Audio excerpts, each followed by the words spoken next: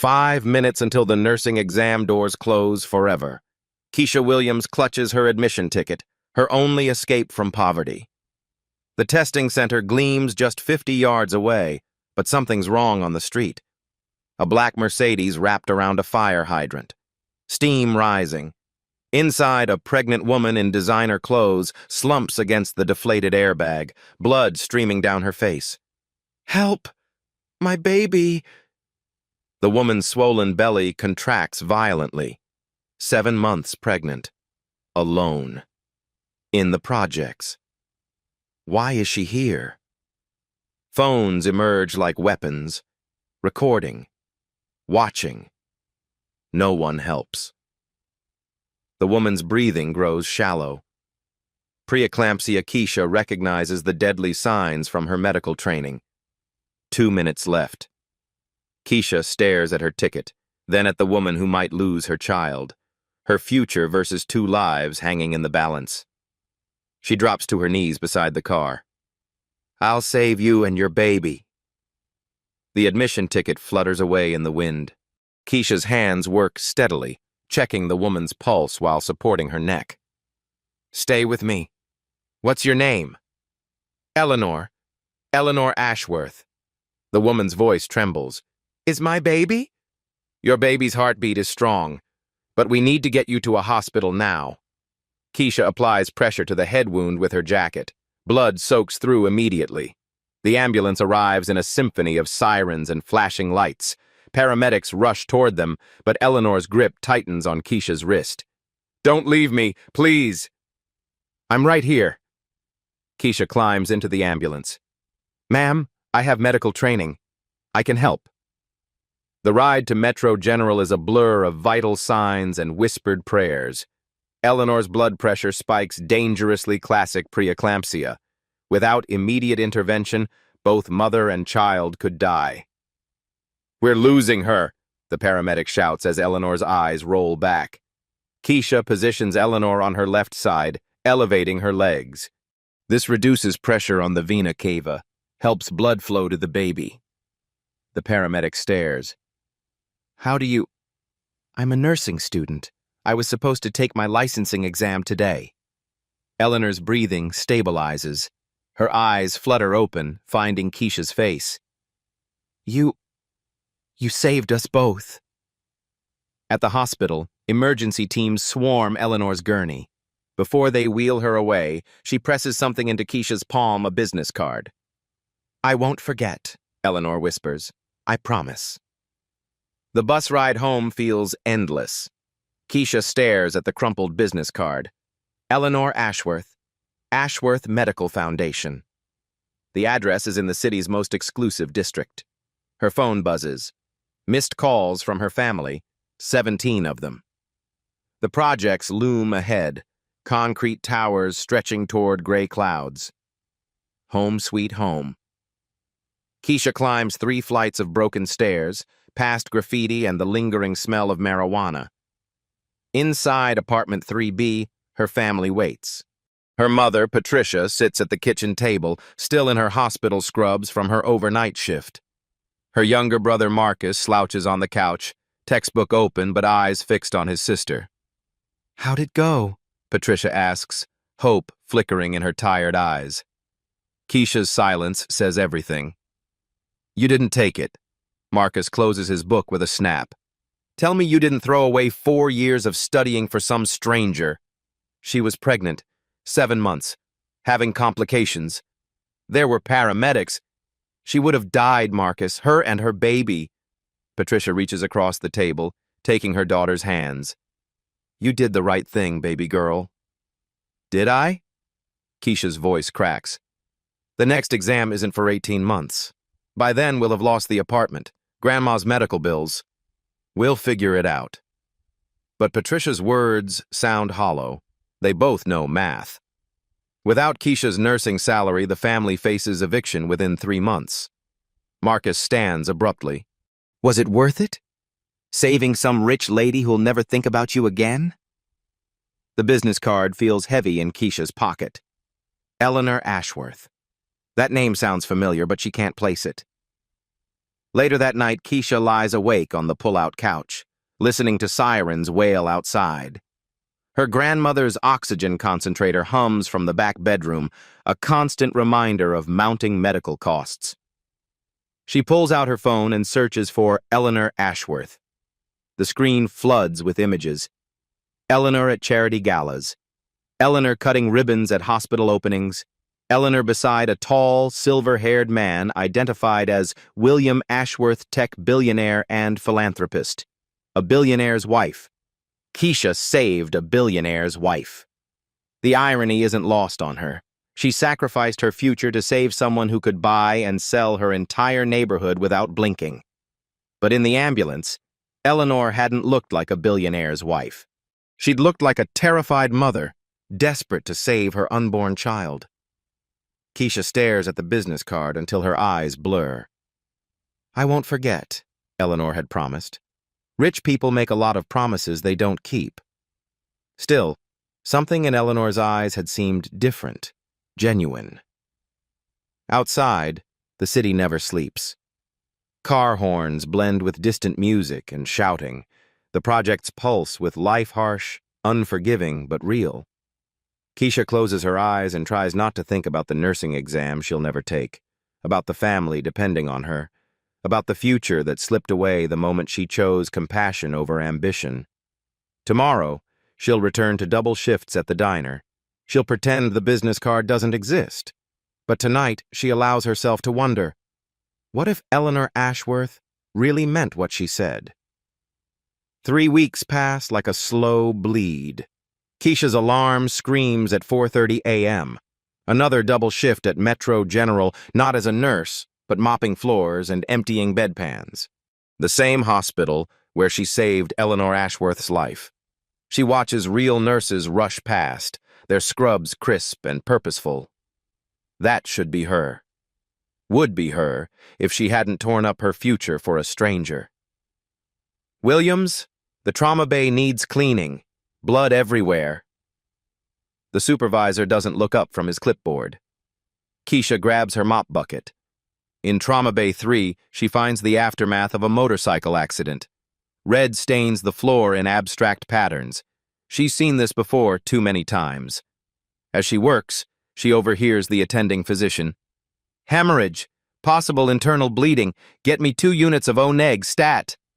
Her hands move automatically, but her mind calculates. Based on the patient's vitals, they need to check for splenic rupture. The blood loss pattern suggests, "Excuse me, you missed a spot." Keisha blinks. She's a janitor, not a nurse, not anything. The afternoon sun beats down mercilessly as Keisha walks 12 blocks to her second job. Gas is too expensive, and the bus routes don't reach Mercy Diner, a greasy spoon that serves coffee strong enough to wake the dead and hope thin enough to disappoint. "You're late." Ruby, the owner, doesn't look up from the grill. "Sorry, the hospital. I don't pay you to have excuses. Table 6 wants their order." Keisha ties her apron and surveys the lunch crowd. Construction workers, taxi drivers, people who pay in crumpled bills and spare change. Her people. She understands this world. At table 6, an elderly man studies the menu with thick glasses. "What's good here, sweetheart?" The coffee's honest. Everything else is edible. She manages a smile. "Meatloaf's fresh today." He laughs, a sound like sandpaper on wood. "Honest coffee, I like that." The afternoon blurs past, orders shouted, plates balanced, tips counted in quarters and singles. Keisha's feet scream in protest, but she doesn't slow down. At 8 p.m., Ruby tallies the register. $63, not bad for a Tuesday. $63 for 12 hours of work. Keisha does the math automatically. At this rate, it would take her 47 years to save enough for nursing school. Home means climbing 3 flights of stairs that wheeze and groan under her weight. The elevator's been broken for 6 months. The landlord promises repairs that never come.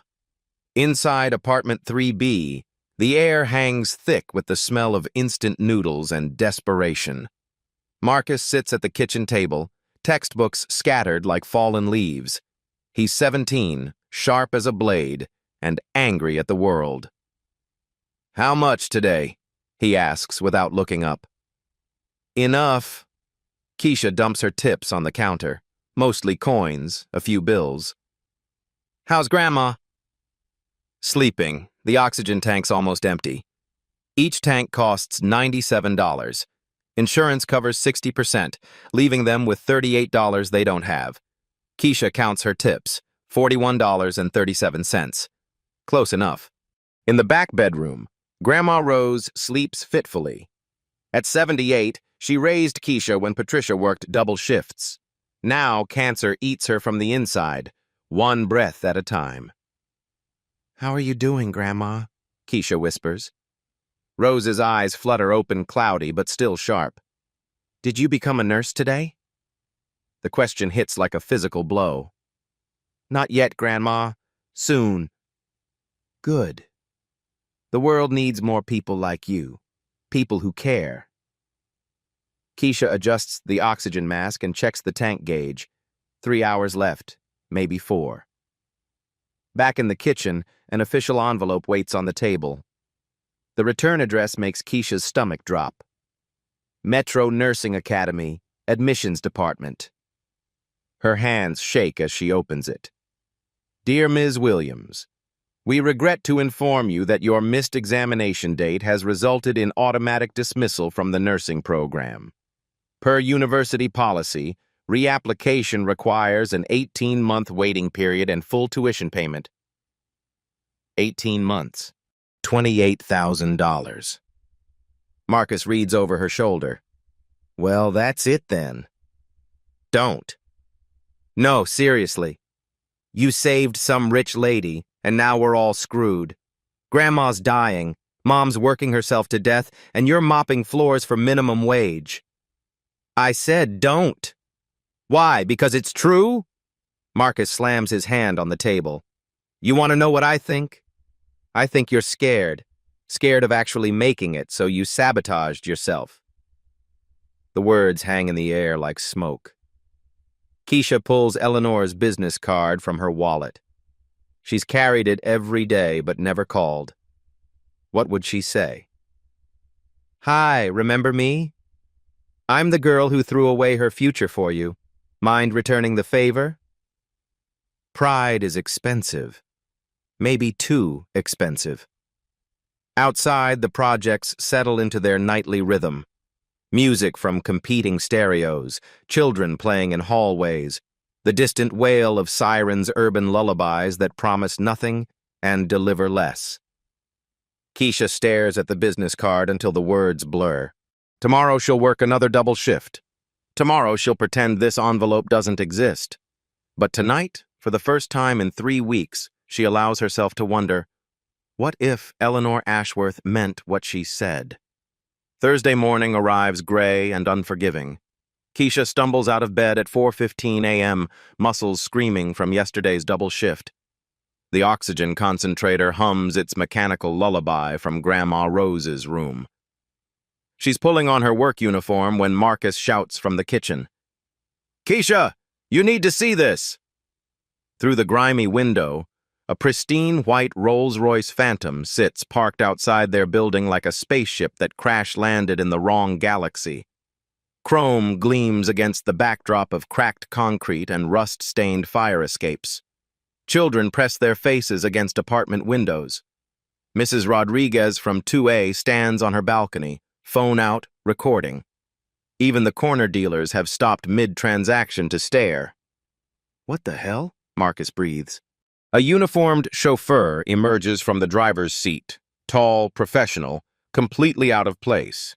He straightens his tie and approaches their building with purpose. Keisha's heart pounds. The business card.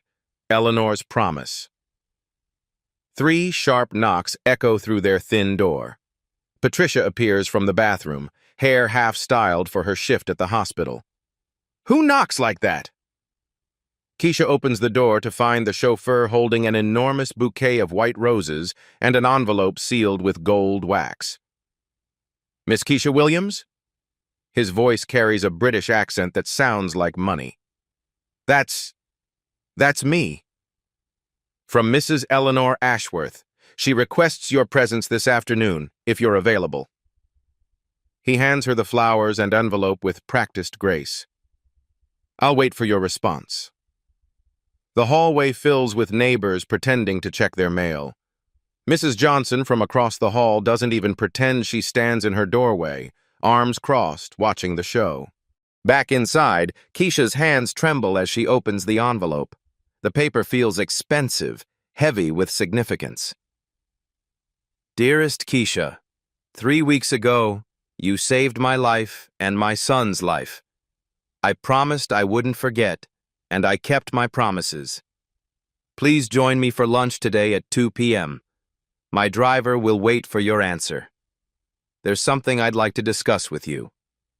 With deepest gratitude, Eleanor Ashworth, P.S.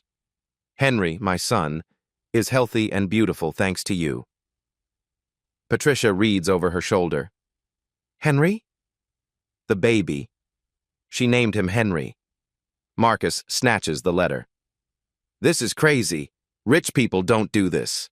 They write checks and forget. But Keisha remembers Eleanor's eyes in the ambulance, desperate, grateful, human. This doesn't feel like charity. It feels like something else entirely. She tells the chauffeur she'll need 20 minutes. The ride to the Ashworth estate passes in surreal silence. Keisha sits in leather seats that probably cost more than her family's monthly rent, watching the city transform outside bulletproof windows. The projects give way to middle-class neighborhoods, then affluent suburbs, finally arriving at an exclusive enclave where houses hide behind iron gates and manicured hedges. The Ashworth mansion rises like something from a movie white stone, soaring columns, windows that sparkle like diamonds. The circular driveway could fit her entire apartment building. Guards wave them through the gates. The chauffeur opens her door with practiced courtesy. Mrs. Ashworth is waiting in the garden, miss. A uniformed maid leads Keisha through rooms that belong in museums. Original paintings, marble floors, crystal chandeliers that catch and scatter light like captured stars. The garden stretches beyond the house roses in perfect rows, a fountain that sings with falling water, pathways that wind between sculptures worth more than most people's houses. And there, sitting beneath a white pavilion beside a bassinet, is Eleanor Ashworth. She looks different than the bleeding, terrified woman from the car accident. Elegant, composed. But when she sees Keisha, her face transforms with genuine joy. You came. Eleanor rises, moving carefully. She's still recovering. I wasn't sure you would. Inside the bassinet, baby Henry sleeps peacefully, pink-cheeked, healthy, alive. This is Henry, Eleanor whispers, her voice soft with wonder. The son you helped save. Keisha stares at the baby, overwhelmed. 3 weeks ago, he was dying in his mother's womb. Now he's here, breathing, dreaming, perfect. He's beautiful. He is. And he's alive because of what you did. Eleanor's eyes shine with unshed tears. Both of us are. Eleanor gestures toward an elegant table set for two beneath the pavilion. Crystal glasses catch the afternoon sunlight, casting rainbow patterns across white linen. Please sit. We have much to discuss. As they settle into chairs that probably cost more than Keisha makes in 6 months, a man approaches from the house. Tall, silver-haired, wearing a suit that whispers wealth in every thread. William Ashworth, tech billionaire, philanthropist, and Eleanor's husband. His expression is harder to read than his wife's. So, you're the young woman who saved my family. He extends his hand.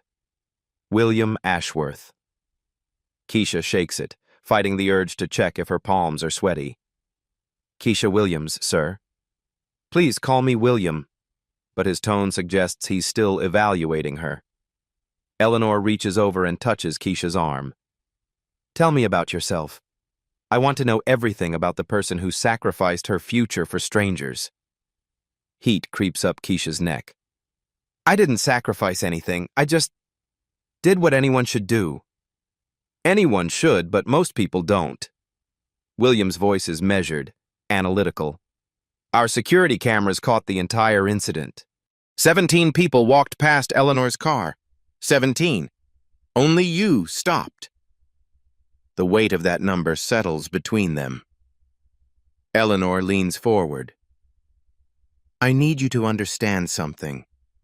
What happened to me wasn't just a car accident. I was having severe preeclampsia, a condition that kills mothers and babies every day.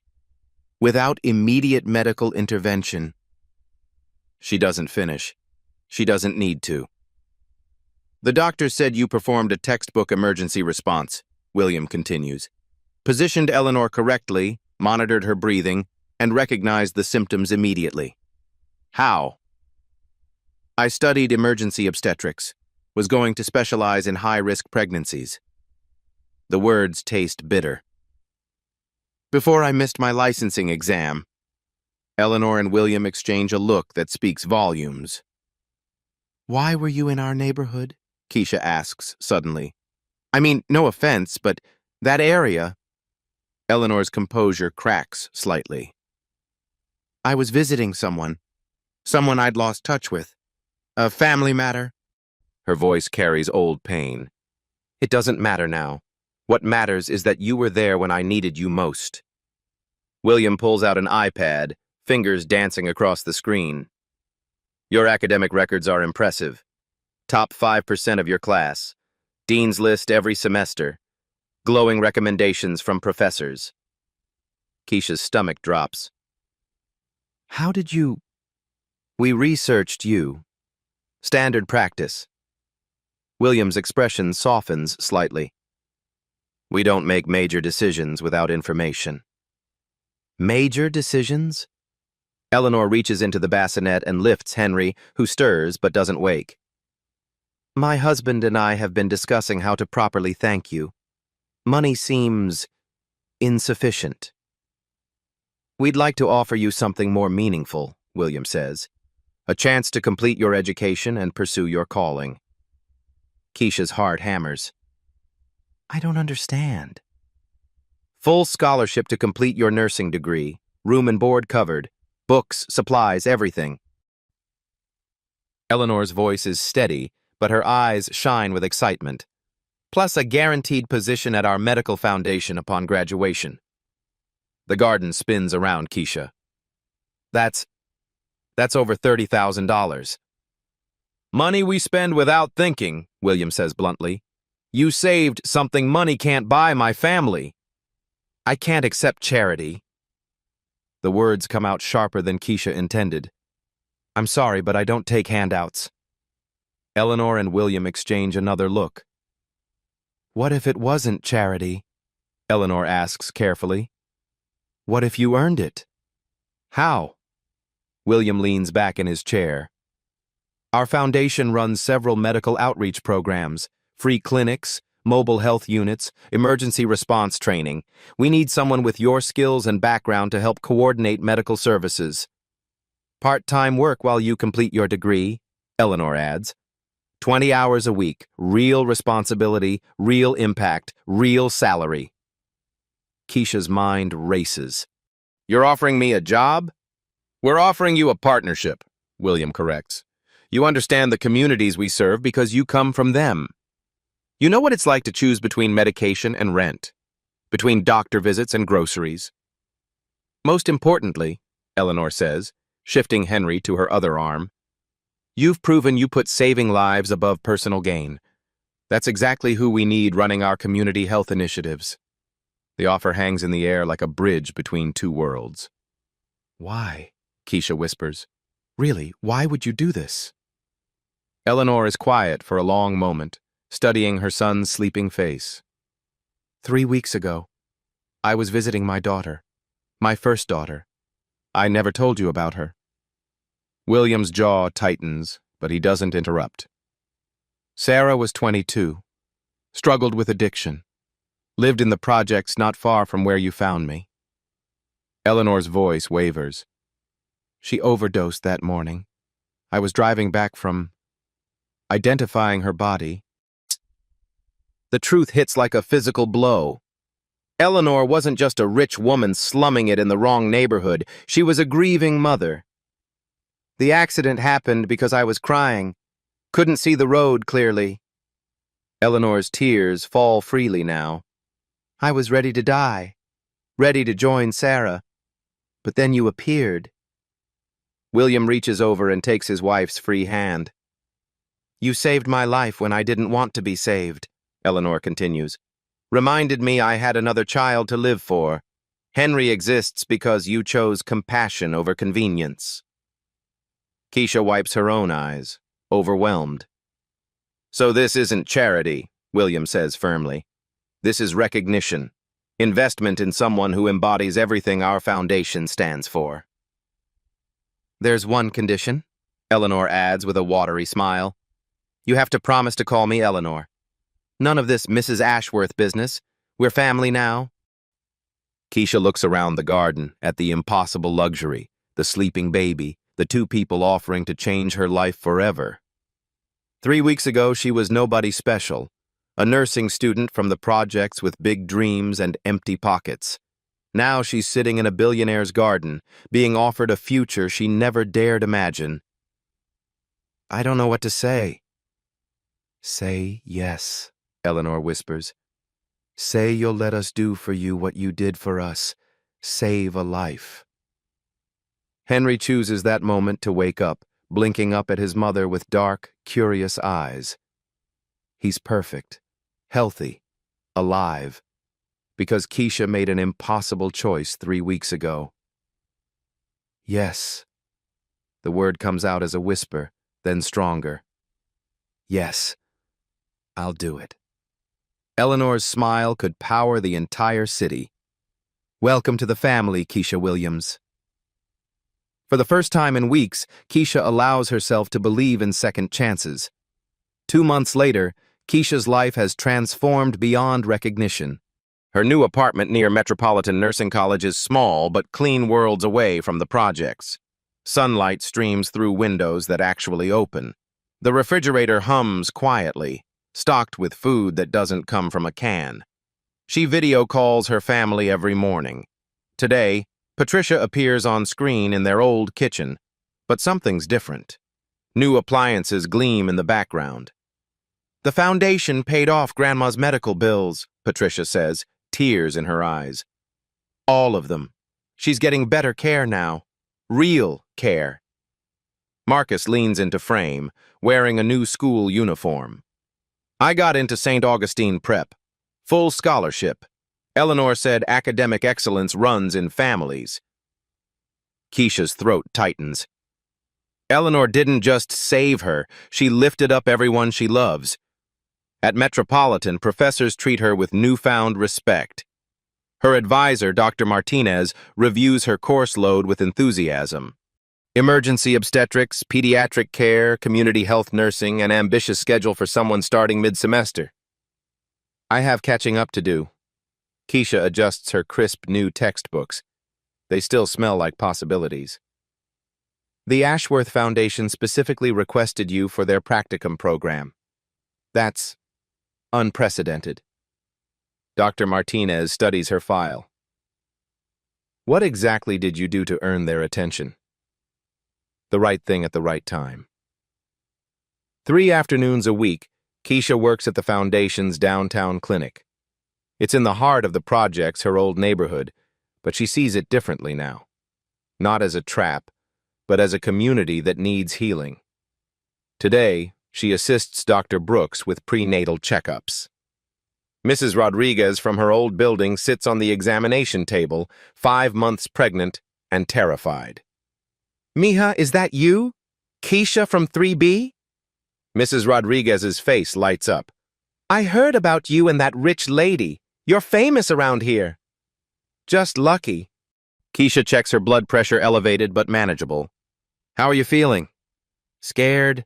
This baby, I'm 42. Too old for this. You're perfect for this. Keisha meets her eyes. We'll take good care of you. Both of you.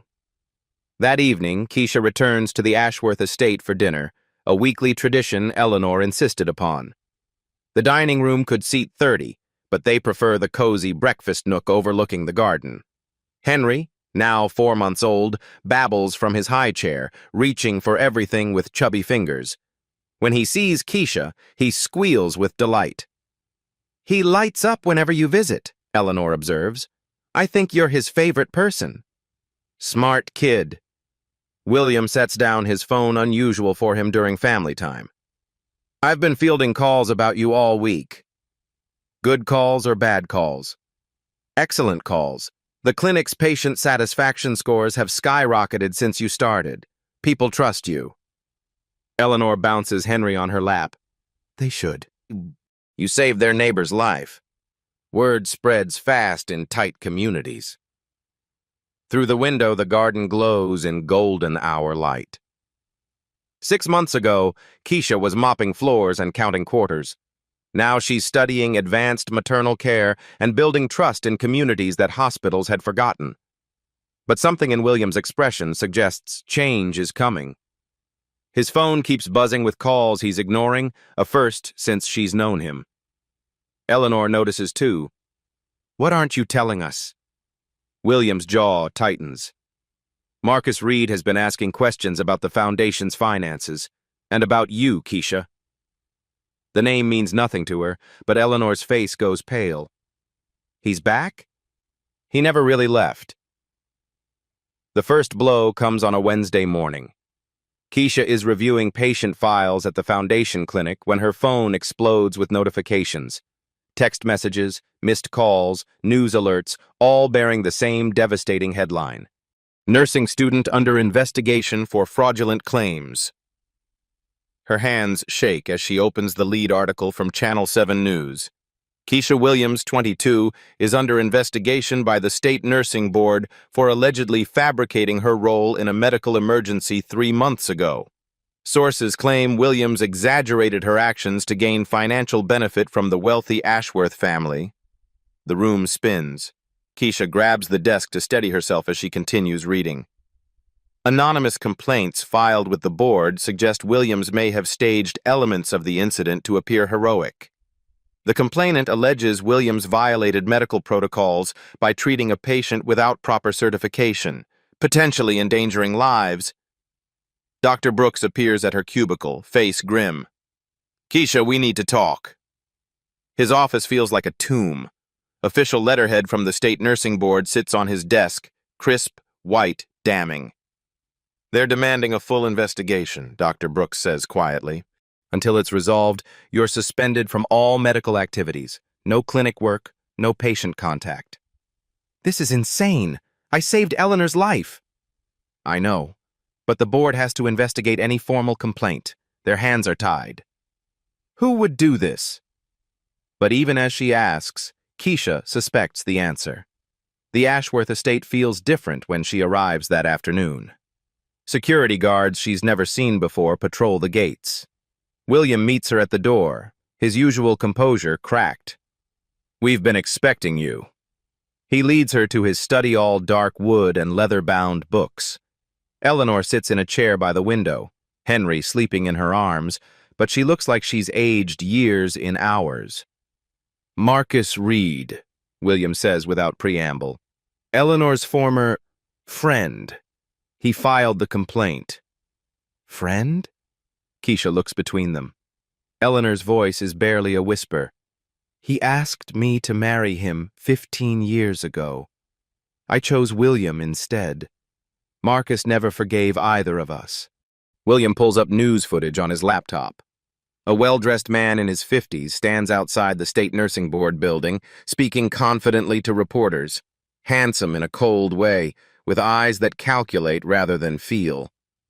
"Reed's been circling us for years," William continues, "looking for weakness, a way to damage our foundation, our family, our reputation." "But why target me?" "Because you're our weakness now," Eleanor says, tears streaming. "We love you like family. Hurt you, hurt us." On screen, Reed speaks with practiced authority. "The Ashworth Foundation claims to serve the community, But they're really serving themselves. Tax breaks, publicity, and now apparently buying loyalty from young people desperate for money. This investigation will reveal the truth about their so-called charity work. Keisha's phone buzzes. A text from Marcus. Saw the news. This is what happens when you trust rich people. Come home. There's more, William says grimly. He pulls up financial documents on his screen. Reed's been buying up medical contracts around the city. He wants to privatize emergency services, charge premium rates for what we provide free. If he can prove our foundation is corrupt, Eleanor adds, he gets our government contracts, millions of dollars in funding that currently goes to free clinics. Keisha stares at the documents. So I'm just collateral damage? You're the key to everything, William corrects. Reed needs to prove you're a fraud to discredit us. If the board finds against you, it undermines every program we fund. The weight of it crashes over her. Hundreds of patients who depend on free clinics. Families like hers who can't afford private health care. Children who need vaccines. Mothers who need prenatal care. Elderly people who choose between medicine and meals. What evidence does he have? William's expression darkens. Security footage from the intersection is missing. Traffic cameras mysteriously malfunctioned that day. The paramedics who responded have been transferred to different stations. Someone's been very thorough, Eleanor adds bitterly. But there are witnesses. People saw what happened. Poor people. William's bluntness cuts deep. Reed's lawyers will paint them as unreliable. Drug users, criminals, people who'd say anything for money. Keisha thinks of Mrs. Rodriguez, of the construction workers who stopped to watch, of the teenagers with their phones out. In Reed's world, their testimony means nothing. The hearing is next week, William continues. If the board rules against you, they'll recommend criminal charges, practicing medicine without a license, fraud, endangering a patient. Criminal charges? Keisha's voice cracks. Prison time. Permanent ban from health care. Your nursing career is over before it starts. Eleanor shifts Henry to her other arm, her movements careful and deliberate. We won't let that happen. At that. Yeah, how can you stop it? We're working on that, William says, but his tone lacks confidence. That evening, Keisha walks through her old neighborhood. News vans line the streets, reporters hunting for quotes. Neighbors who remember the girl from 3B who made it out. Mrs. Rodriguez waves from her window, 7 months pregnant now, glowing with health. Mija, don't listen to what they say on TV. We know what you did. But doubt creeps in as Keisha climbs the familiar stairs to apartment 3B. What if she'd made a mistake that day? What if her inexperience had made things worse? What if Reed is right? Inside, her family waits with grim faces. Pack your things, Patricia says without greeting. You're moving back home. Mom. This association with those people is destroying you. I should never have let you get involved with them. Marcus sits at the kitchen table, laptop open to the news coverage. They're saying you might go to prison. Prison, Keisha. I saved a woman's life. A woman's... You saved a rich woman who's now abandoning you, Patricia shoots back. Where are the Ashworths now? Why aren't they defending you publicly? The question hangs unanswered because Keisha doesn't know. William mentioned working on it, but what does that mean? Behind-the-scenes phone calls? Political pressure? Legal maneuvering? Nothing that helps her sleep at night. They love me, she says weakly. Love doesn't pay legal bills, Marcus replies. Love doesn't keep you out of prison. Through the thin walls, Keisha hears neighbors arguing about her. Some defending, others condemning. The projects have turned into a battleground, and she's standing in the crossfire. Her phone buzzes with a text from Eleanor. Don't lose faith. We're family. Family protects family. But as Keisha stares out at the city lights, she wonders if love is enough to overcome money, power, and a system designed to protect people like Marcus Reed while crushing people like her. Tomorrow she'll face reporters. Next week she'll face the nursing board. Tonight, she faces the possibility that choosing compassion over self-preservation was the biggest mistake of her life. 3 days before the hearing, Keisha sits in the Ashworth Estates library, surrounded by legal documents and newspaper clippings. Her eyes are red from crying and sleepless nights. Eleanor enters quietly, carrying baby Henry and a steaming cup of coffee. "You haven't eaten today," Eleanor observes, setting down a plate of sandwiches. "It's hard to have an appetite when you're facing prison." Keisha's voice is hollow. "Maybe I should just confess. Say I exaggerated my role. Take a plea deal." "Absolutely not." William's voice cuts through the room as he strides in, tablet in hand.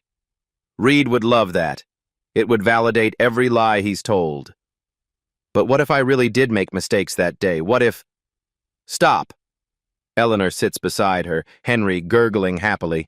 "You saved our lives, both of us." "That's not opinion, it's medical fact."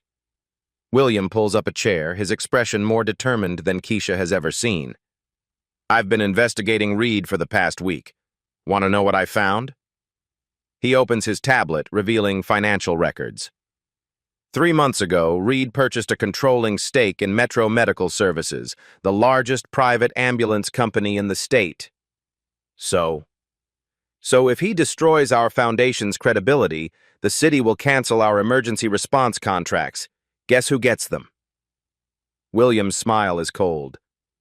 Reed stands to make $15 million annually from services we currently provide for free. Eleanor's face hardens. "This was never about me or what happened that day. It's about money.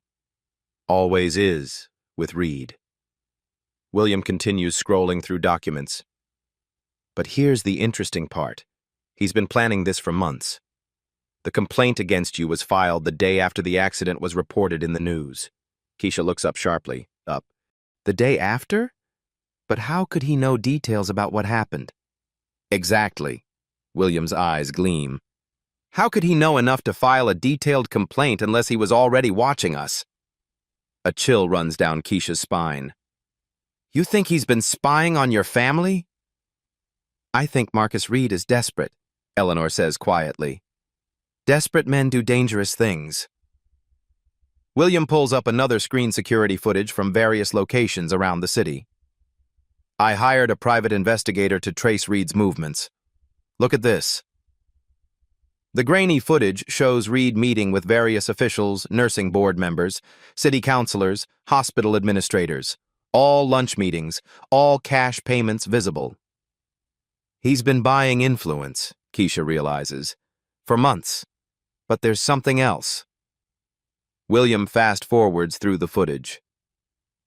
"The investigator found this from the morning of your accident." The screen shows Reed's car parked 3 blocks from the intersection where Eleanor crashed. Timestamp, 7:43 m, 20 minutes before the accident occurred. "He was there," Eleanor breathes. "He was watching you," William corrects. "Following you. The question is why?" Eleanor's face goes pale. "Sarah. He knew I was visiting Sarah that morning." "Your daughter?" "I'd been visiting her every week for months, trying to help her get clean. Same time, same route." Eleanor's voice shakes. "If Reed was following me—" "He knew your routine," Keisha finishes. "He knew you'd be vulnerable, emotional after visiting her." William nods grimly. The accident might not have been an accident. The room falls silent except for Henry's soft babbling. "You think he caused the crash?" Keisha's voice is barely a whisper. "I think he created the conditions for it," William says carefully. "Distracted drivers, construction zones with confusing signs, a route that forced you through the projects where he knew no one would help quickly." Eleanor stands abruptly, pacing to the window. "He wanted me hurt. I wanted our family destroyed." But his plan backfired, Keisha realizes, because I stopped to help. Exactly. So now he's trying to destroy you to complete what he started. William closes the tablet. The question is, how do we prove it? Eleanor turns from the window, her expression resolute. The same way we prove everything else. With evidence. What evidence? The traffic cameras are gone, the paramedics transferred. Not all the evidence. Eleanor's smile is sharp. Reed may have bought off officials, but he can't buy off everyone. William catches on first. The hospital records. Dr. Martinez was the attending physician that day. She documented everything: your response time, the specific medical interventions you performed, my condition when I arrived. Eleanor's voice grows stronger. Medical records don't lie. And there's something else, William adds, pulling up his phone. Our investigator found the original 911 call recording. The dispatcher who took the call remembers it clearly because the caller, Keisha, provided such detailed medical information. They keep those recordings? For 7 years, and they're admissible in court. For the first time in days, hope flickers in Keisha's chest. So we fight back. We fight back, Eleanor confirms. But we need more. Reed's lawyers will argue that hospital records can be interpreted in different ways, that 911 calls don't prove competence. William stands, straightening his tie with military precision. Then we get more. Reed thinks he's been clever, but rich men leave paper trails. Bank records, phone logs, travel receipts. If he's been orchestrating this conspiracy, there will be evidence. What do you need me to do? Keisha asks. Eleanor takes her hand. Trust us, and prepare to tell your story, the real story, in front of the nursing board, the media, anyone who'll listen. I'm scared. Good. William's smile is fierce. Fear keeps you sharp. Fear keeps you, and we're going to need you very sharp to take down Marcus Reed. The state nursing board hearing room buzzes with tension. Reporters line the back walls, cameras positioned for maximum drama. Keisha sits at a small table facing a panel of 5 stern-faced board members, her hands folded to hide their trembling.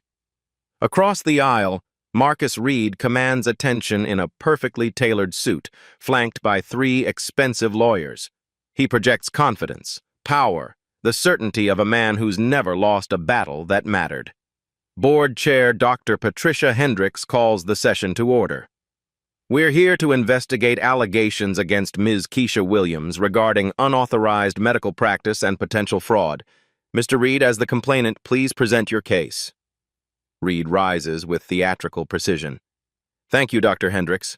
What we have here is a clear case of an unqualified individual exploiting a medical emergency for personal gain. He activates a presentation screen. Ms. Williams was a nursing student, emphasis on student, with no legal authority to provide medical care. Yet she inserted herself into a life-threatening situation, potentially endangering both Eleanor Ashworth and her unborn child. Keisha's stomach drops as Reed displays her academic transcripts, highlighting her incomplete status. Furthermore, Reed continues, Ms. Williams then leveraged this incident to secure substantial financial benefits from the grateful Ashworth family. Full scholarship, luxury apartment, employment totaling over $50,000 in compensation. Murmurs ripple through the audience. Reed's presentation makes her look like a calculating opportunist. The pattern is clear. Stage heroic intervention, reap financial rewards. This board must send a message that such exploitation will not be tolerated.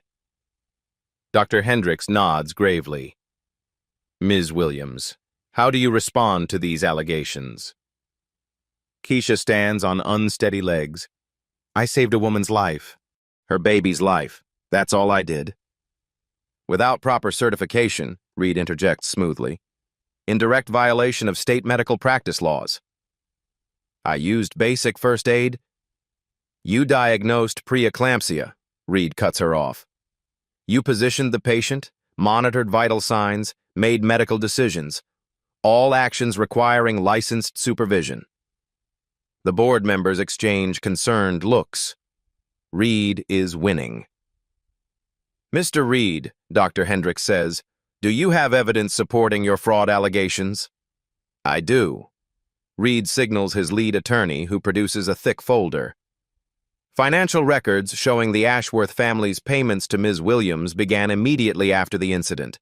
No waiting period, no verification of need, suspicious timing that suggests pre-arrangement. Keisha's heart pounds. He's twisting everything, making kindness look like conspiracy. Additionally, Reed continues, we have statements from medical professionals questioning Ms. Williams's account of events. The paramedics who responded report finding Mrs. Ashworth in stable condition, not the life-threatening emergency Ms. Williams claims to have managed. Those paramedics were transferred, Keisha says desperately. They're not here to testify. Precisely my point, Reed smiles coldly. Convenient disappearances of key witnesses. The Ashworth family's influence is well documented. Dr. Hendricks checks her watch. Mr. Reed, do you have additional evidence? One final point. Traffic camera footage from the intersection mysteriously vanished the day after the incident. Someone with considerable resources ensured no independent verification of events would be possible. The implication hangs heavy.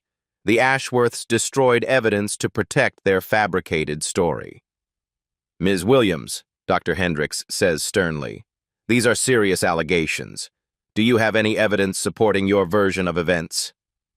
Keisha's mouth goes dry. This is it, the moment everything depends on. I do. The doors at the back of the room open with a bang. William Ashworth strides in, Eleanor beside him carrying baby Henry, followed by Dr. Maria Martinez from Metro General and a woman Keisha doesn't recognize. I'm sorry we're late, William announces. Traffic was terrible. Reed's confident expression flickers. This is highly irregular. The Ashworths have no standing in this proceeding. Actually, we do, Eleanor says, approaching the front. As the alleged victim of Ms. Williams's supposed misconduct, we have every right to testify. Dr. Hendricks looks flustered. This is unprecedented. So is attempting to destroy an innocent young woman's life for financial gain, William replies sharply. Reed's lead attorney stands. Objection! This is not a court of law. These witnesses haven't been sworn. Then let's swear at them, Dr. Hendricks decides. I want to hear what Mrs. Ashworth has to say. Eleanor takes the witness chair, Henry sleeping peacefully in her arms. 3 months ago, I was dying. My son was dying.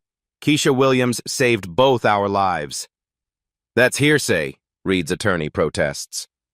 No, Dr. Martinez steps forward. It's a medical fact. I'm Dr. Maria Martinez, attending physician the day Mrs. Ashworth was brought to Metro General. I have her complete medical records. She produces a thick file. Mrs. Ashworth arrived in a severe preeclampsia crisis. Blood pressure, 180/120, protein in urine, signs of placental abruption. Without immediate intervention, both mother and baby would have died within minutes. The room falls silent. The paramedics' report shows Mrs. Ashworth positioned correctly for optimal blood flow, with clear evidence of skilled pre-hospital care. Someone with medical training saved her life before we ever saw her. Reed shifts uncomfortably. Medical records can be interpreted. There's more, William interrupts. He signals the unknown woman who approaches with a tablet. This is Jennifer Walsh, forensic accountant. She's been investigating Mr. Reed's financial activities. Reed's face goes ashen. This is a fishing expedition. Show them, William says quietly. Walsh activates her presentation. 3 months ago, Marcus Reed purchased controlling interest in Metro Medical Services, the city's largest private ambulance company. If the Ashworth Foundation loses its emergency response contracts, Mr. Reed stands to profit $15 million annually. Gasps echo through the room. Furthermore, Walsh continues, Mr. Reed's financial records show payments totaling $47,000 to various city officials in the past 6 months, including 2 members of this nursing board. Dr. Hendricks stares in shock. That's a serious accusation. With serious proof. Walsh displays bank records, receipts, phone logs. Mr. Reed has been orchestrating this entire investigation to eliminate his business competition. Reed shoots to his feet. Reed shoots. This is preposterous. I filed a legitimate complaint. Based on what evidence? Eleanor asks pointedly.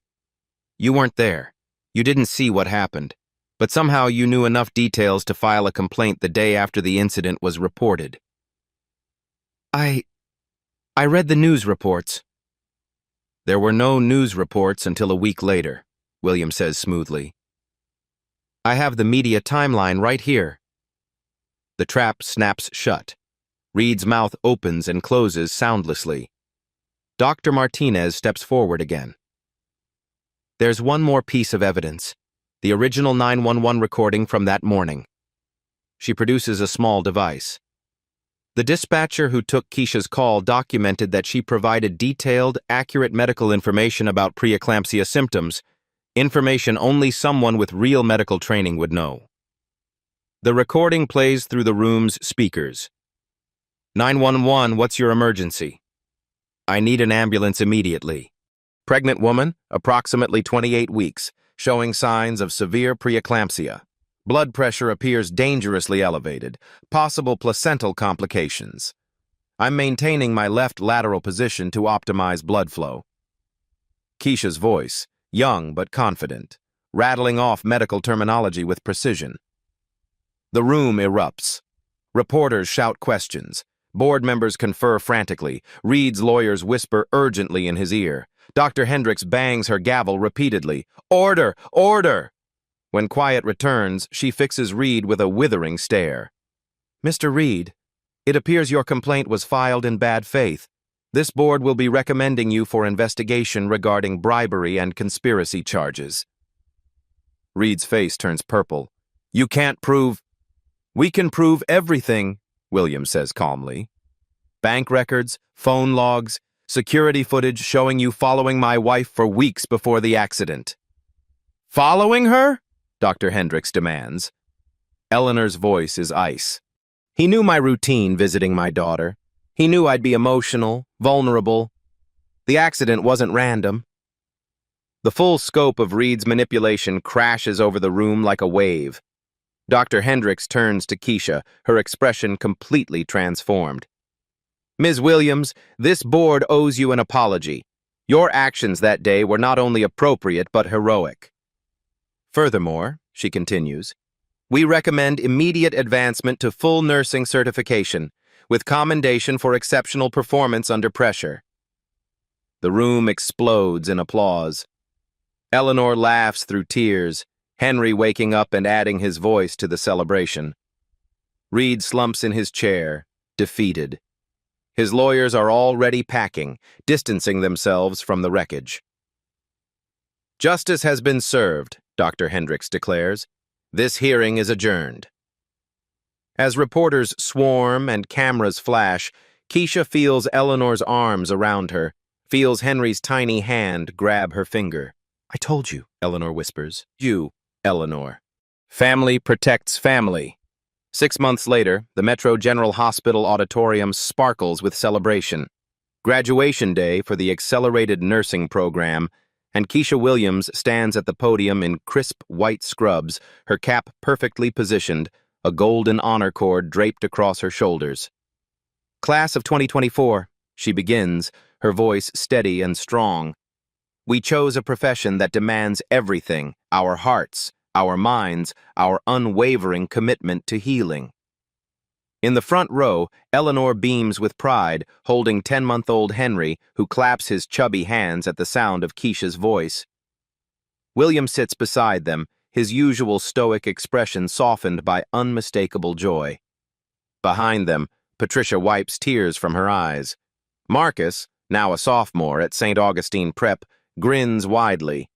Even Grandma Rose, in her wheelchair but cancer-free for 3 months, manages a proud smile. We learned that medicine isn't just about protocols and procedures, Keisha continues. It's about seeing humanity in every patient, dignity in every life, hope in every healing moment. The audience listens in rapt attention. Half of them know her story. The nursing student who risked everything to save strangers and discovered that kindness creates unexpected families. My professors taught me anatomy and pharmacology, but life taught me something more important. When we lift others up, we all rise together. Applause thunders through the auditorium. After the ceremony, the Ashworth family gathers in the garden of their estate, the same pavilion where Keisha first held baby Henry, where Eleanor offered her a future she'd never dared imagine. To Keisha, William raises his champagne glass, the newest director of emergency medical services for the Ashworth Foundation. Director? Keisha almost drops her glass. I thought I was starting as a staff nurse. Eleanor laughs, bouncing Henry on her lap. The board voted unanimously. Who better to run our emergency programs than someone who embodies their mission? But I just graduated. You've been leading for months, William interrupts. The community clinic's patient satisfaction scores are the highest in the state. Maternal mortality rates in the projects have dropped 40% since you started working there. Keisha stares at the man who once evaluated her with cool calculation, now looking at her with genuine respect and affection. Besides, Eleanor adds with a mischievous smile, Henry needs his big sister to stay close. Don't you, sweetie? As if on cue, Henry reaches toward Keisha, babbling, KK, his first clear word. Keisha takes him, and he immediately calms, content in her arms. This baby she helped save has become her anchor, her reminder that split-second choices can reshape entire worlds. True wealth, Eleanor says softly, watching them together, is measured by the lives you lift. The phrase has become their family motto, etched on a plaque by the foundation's front entrance, spoken at every board meeting and lived daily through their work. As evening settles over the garden, Keisha rocks Henry gently, humming an old lullaby Grandma Rose used to sing. The baby's eyes flutter closed, completely trusting, completely safe. 6 months ago, she was a girl from the projects with impossible dreams. Today, she's Dr. Keisha Williams, Director of Emergency Medical Services, guardian angel to an entire community. Tomorrow, she'll start her new position, overseeing mobile clinics and emergency response teams that serve the forgotten neighborhoods where she grew up. But tonight, surrounded by the family she gained by choosing compassion over convenience, Keisha allows herself to simply be grateful. Sometimes the biggest risks yield the greatest rewards. Sometimes love really does conquer all. 5 years later, Dr. Keisha Williams stands outside Metropolitan Nursing College, watching a new generation of students rush toward their final exams. The morning sun casts familiar shadows across the cracked sidewalk where her life changed forever. A young Latina woman, barely 20, hurries past clutching her admission ticket. She pauses at the same crosswalk where Keisha once made an impossible choice. Across the street, an elderly man stumbles and falls, groceries scattering across the asphalt. Cars slow but don't stop. Pedestrians check their phones, stepping around him. The young woman looks at her ticket, then at the fallen man. Her expression mirrors the same agonizing decision Keisha faced 5 years ago. Keisha approaches quietly. What's your name? Maria Santos. I'm late for my nursing exam. I know. Keisha's voice is gentle. I stood in this exact spot once. I had to choose between my future and helping a stranger. Maria's eyes widen with recognition. You're Dr. Williams. You're Dr. From the Ashworth Foundation. I am, and I'm here to tell you something important. Keisha places a hand on Maria's shoulder. True wealth isn't what you achieve for yourself. It's measured by the lives you lift. Maria looks at the elderly man, then at her ticket, then back at Keisha. Without hesitation, she tears the ticket in half and runs to help. Keisha smiles, pulling out her phone. Eleanor, I found our next scholarship recipient. Some cycles are meant to continue. Some choices echo through generations. Some moments of kindness reshape the world. If this story inspired you to believe in the power of compassion, hit that like button and subscribe for more uplifting tales. Share your own acts of kindness in the comments below, because every story of love shared makes the world a little brighter. Reality isn't always easy to hear, but that's exactly why we tell it. At Black Voices Uncut, we go beyond the surface, showing what others won't.